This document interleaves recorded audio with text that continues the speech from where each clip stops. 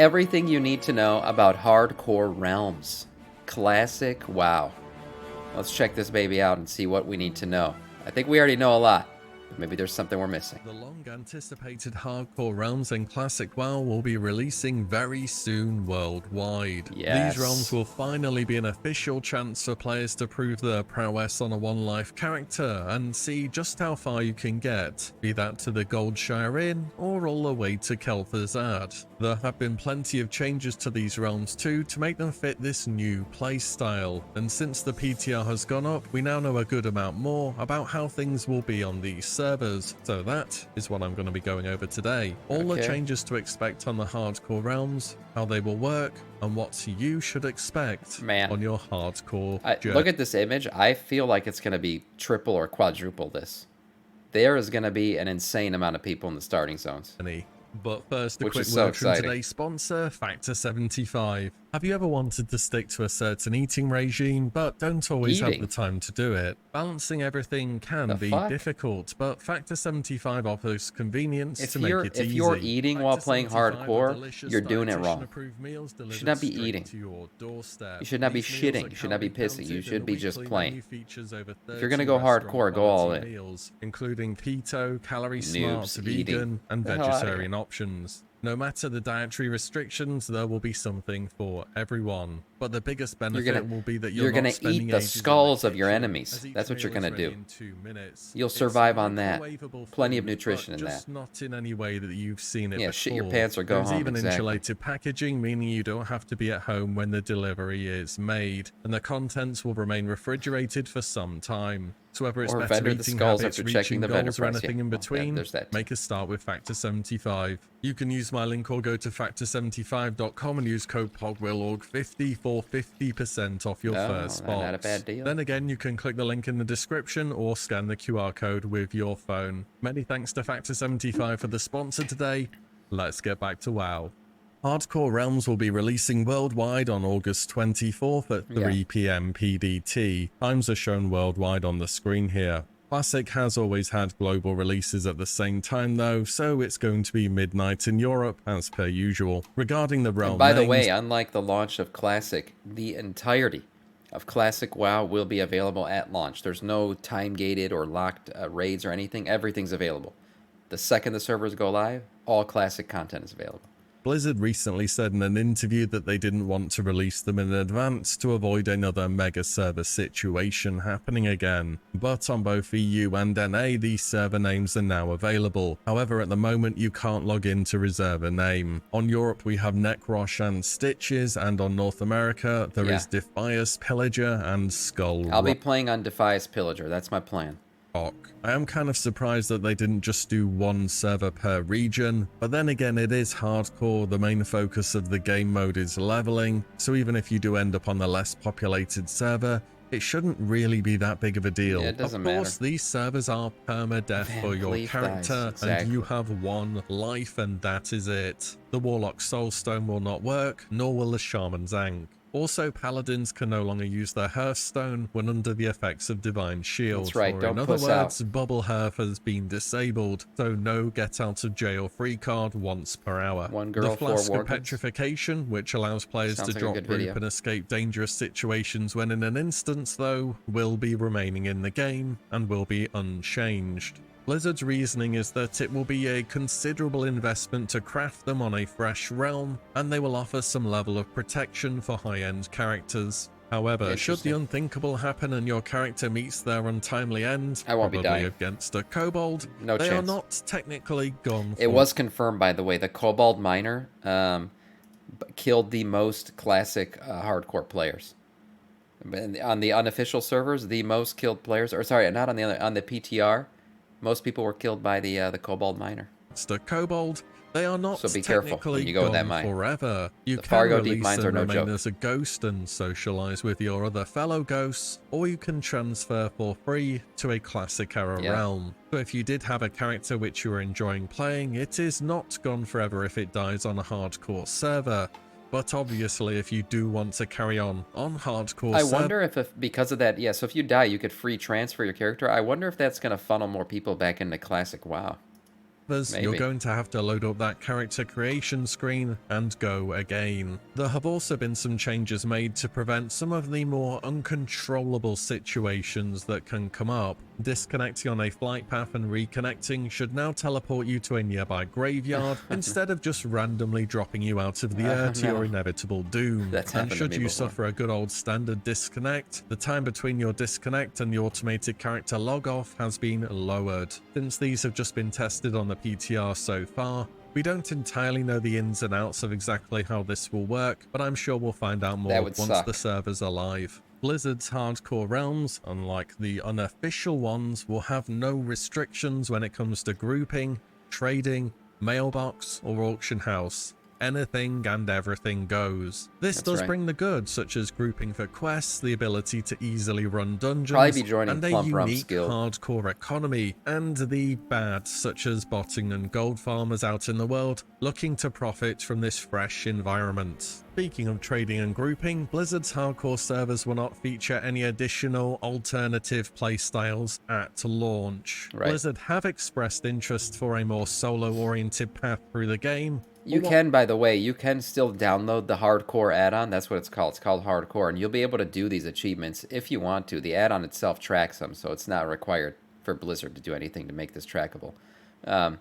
But I'll be getting the hardcore classic. I'll get the hardcore add-on just for the, like I said, the death Solo-oriented callouts. path through the game, or what players call solo self-found or SSF, but they have confirmed they will not be doing it at launch. On top of that, they've also said they won't be enforcing the solo part of it, as even on unofficial realms, this was selectively applied so players could run dungeons whilst leveling. For Blizzard, when they eventually get round to it, it will more just be having a self-sufficient character that cannot trade, use the mail, or the auction house. We don't know when this will be though. What there will be faster respawns on named mobs throughout the world to help players get through those type of quests a little bit faster. You can also group up, gonna be one remember, dangerous so kill hopefully right the there. old quests that were often bottlenecks will now be able to be passed pretty quickly. Monster leashes have also been adjusted so that they cannot be kited forever. Yeah, This is one no of the more changes kiting mainly bosses to aimed at Stormwind. preventing griefing. Think of kiting Teramus the Devourer to Stormwind, or the elites outside of Alderman up to Loch Modan. Blizzard said this shouldn't affect hunters kiting elite mobs when questing normally, but I guess we're gonna see how that one works out. There will be in-game notifications for when players reach certain level thresholds, as well as for when they die, but most of these will just be within your own guild. So if you want a reason to that's why the death callouts will only be in your own guild shit, and it'll be in your chat. I want it to be worldwide callouts. I want everyone who dies, I want to know it. So that's why I'm going to download the hardcore add-on. Type F, when you see people die, make sure you're joining a guild. All dungeons will have a 24-hour cooldown, very similar to the heroic system that has existed in either TBC or Wrath of the Lich King. This is because a big part of the hardcore experience is being out in the open world and questing. And if dungeons were free to be run all day, every day, the return of the dungeon cleaving to 60 would happen. And whilst dungeon cleaving is not without its risks either, it just takes players out of the open world and puts them into an instance. This restriction is removed at 60 since there is not a whole lot of leveling to be done by that point in time. This also means a level 60 character can never run a dungeon with a character below their level. On top of that, boosting changes have been made, so if there is a large gap in levels between members of the party, the lower level ones are going to receive much less experience. Right, so no all in getting all, carried unless through you a want to dungeon log XP. daily, there's going to be a lot of questing involved in getting your hardcore character to 60. If you do manage to reach 60 though, there are things which have changed at endgame too. First up, all the content in Classic WoW will be available and unlocked from day one. People will be able to roll up into Nex Rammus before they go to Molten Core, which is probably a terrible idea, but you can do it in theory. This leaves content progression solely in the hands of the player base to see how fast it can be done, and everyone having one life makes it that much more interesting. Expect to see some really good drama around the race here. Also worth a mention, both the debuff and buff caps have been removed for raiding content, so no need to worry about the whole assignment spreadsheet anymore. On top of that, both the Chronoboon Displacer as well as world buffs will be allowed in hardcore raiding. Again, this seems fine. Hardcore is about stacking every possible... That's an old Chromie model. Man, I forgot that. Where does this even exist in game? Where is Chromie in original WoW? I didn't even know she As well was as an original WoW. might be easy, but it's also very easy to get one-shot by just about anything in Classic. For PvP, we have quite a few changes as well. First up, Battlegrounds, their reputation rewards and ranking rewards have all been disabled. There is one exception to this, which is players can still buy the PvP trinket from vendors in Stormwind or Orgrimmar. However, now it will cost you 20 gold. Remember, in Classic, the PvP trinket can only remove certain effects, and it does different things for different classes. Still, there isn't a huge volume of really great trinkets out there till much later in the game, so it might be worth the investment if it can remove, say, fear or stun effects on your class. That's why I would get it. You can still wargame versus other players in Battlegrounds, mind you, but if you die doing this, that's gonna be your one life gone. Certain quests that used to PvP flag you for some reason, such as the attack or the final part of the missing diplomat, will no longer do so you don't have to worry about enemy players lurking nearby. And to enable I was just about to say, to flag yourself for PvP, you're gonna have to click your portrait and then go enable it. In the open world at all, it can PvP only be done like via typing /PvP in your chat box. You can no longer accidentally toggle PvP on by right-clicking a flagged player or enemy. Another new feature is Duel to the Death, aka Mac Gora. This is very much what it's... Yes, servers will go live at 6 p.m. my time, so it's still a while. Tomorrow morning when I go live will be the first time.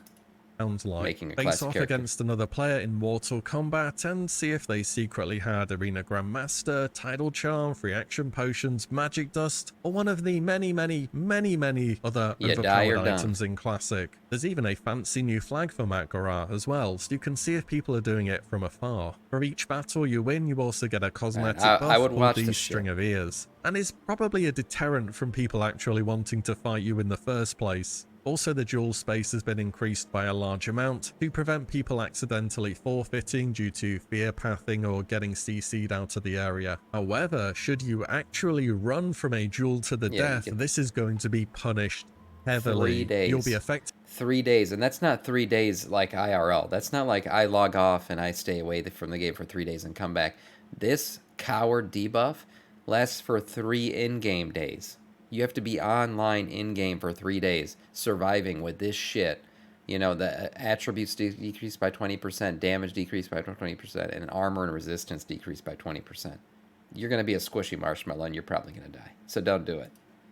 By a debuff called Coward, reducing all attributes, damage, resistances, and armor for 20% for 3 in-game days. So if you run from a duel to the death, you better have a remote desktop, work from home, or be prepared to AFK in Orgrimmar Stormwind for a long old time. Moving on though, the updated Dragonflight options have also been added to Classic. If you're unfamiliar with this UI at all, you can search pretty much anything that used to exist at the bar at the top. It's really not that hard to use. Unfortunately, Blizzard did remember to tinker with it for Classic, so we have the authentic 20-yard enemy name bars once again. Love to see that return. Finally, gameplay disruption is expected to be taken seriously on hardcore servers. Blizzard say it's critical to the health of these realms that players play nice and play fair with one another, and we will take any hostile action or abusive actions that occur between players very seriously. Upon character creation, you will be prompted to agree to both the hazards of hardcore realms and that death is permanent and irrevocable, as well as the rules around the behavior between don't players. Be a puss warning. You gotta accept the don't be a puss. This is a man's game. Better grow some hair on your chest. And whilst efforts in-game by Blizzard have been made to mitigate griefing, if the inevitable happens, expect your account to be at risk. I can almost see the "why did I get banned" posts in the future happening already. And that's about it for hardcore servers. Let me know if there's anything I missed off below. Best of luck on your hardcore journey, watch out for caves, and enjoy. And as always, thank you all so much for watching and listening in, and I'll see you all on the next one very soon. There it is. Man, this is exciting shit. I can't wait. Lots of good stuff in this video. We're going to have to download our add-ons, get ready, and get set. And no deaths. No deaths, of course.